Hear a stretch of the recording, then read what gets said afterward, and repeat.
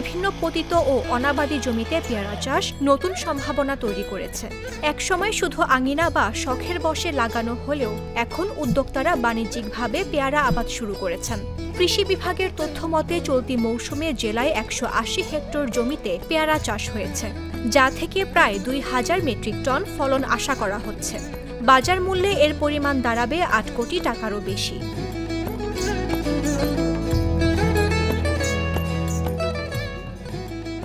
২০১৫ সালের দিকে কয়েকজন উদ্যোক্তা পরীক্ষামূলকভাবে পেয়ারা চাষ শুরু করলে ভালো ফলন মেলে। এরপর থেকে ধীরে ধীরে চাষ বাড়তে থাকে। ২০২০ সালে ১১৭ হেক্টরে ১৩০০ মেট্রিক টন পেয়ারা উৎপাদন হয়। চাহিদা ও লাভজনক হওয়ায় বর্তমানে আবাদ বেড়ে দাঁড়িয়েছে ১৮০ হেক্টরে। সদর উপজেলার কালিদহ ইউনিয়নের কে পাহালিয়া এগ্রোতে ৭ একর জমিতে ৩,২০০ গাছে থোকায় থোকায় পেয়ারা শোভা পাচ্ছে।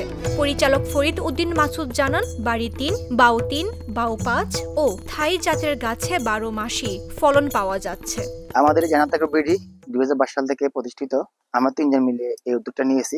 আমাদের এই বাগানটা মূলত হলো সমন্বিত মিশ্র ফল বাগান। ১১৫০ থেকে ১২০০ পর্যন্ত পেয়ারা গাছ আছে। এখানে বিভিন্ন জাতের পেয়ারা আছে, গোল্ডেন হেড পেয়ারা আছে, মাধবী পেয়ারা আছে, সিডলেস পেয়ারা আছে, ব্ল্যাক ডায়মন্ড পেয়ারা আছে, স্ট্রবেরি ফ্লেভারের পেয়ারা আছে। তো এই পেয়ারাগুলো সাধারণত মোটামুটি সারা বছরের ফল থাকে।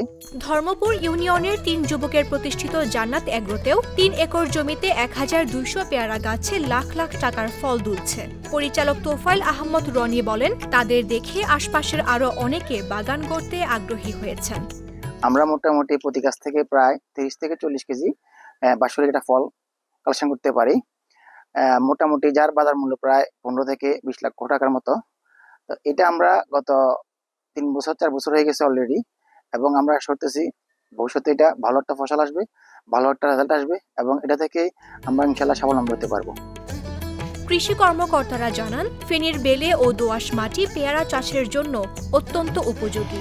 জেলা কৃষি সম্প্রসারণ অধিদপ্তরের উপপরিচালক মোহাম্মদ আতিক উল্লাহ বলেন, লাভজনক হওয়ায় ফেনীতে পেয়ারা বাগান দ্রুত বাড়ছে। জেলার চাহিদা মিটিয়ে আশপাশের জেলায়ও সরবরাহ করা হচ্ছে।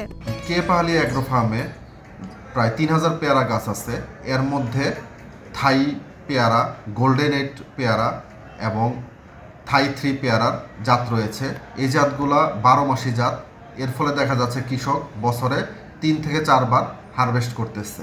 3 থেকে 4 বার ফল পাওয়ার কারণে তার যে দৈনন্দিন খরচ, মজুরি খরচ ইত্যাদি খরচগুলা বারবার উঠে আসার কারণে সে আর্থিকভাবে লাভবান হচ্ছে।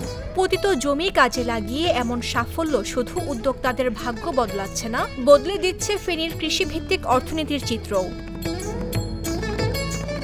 News desk, Jago news.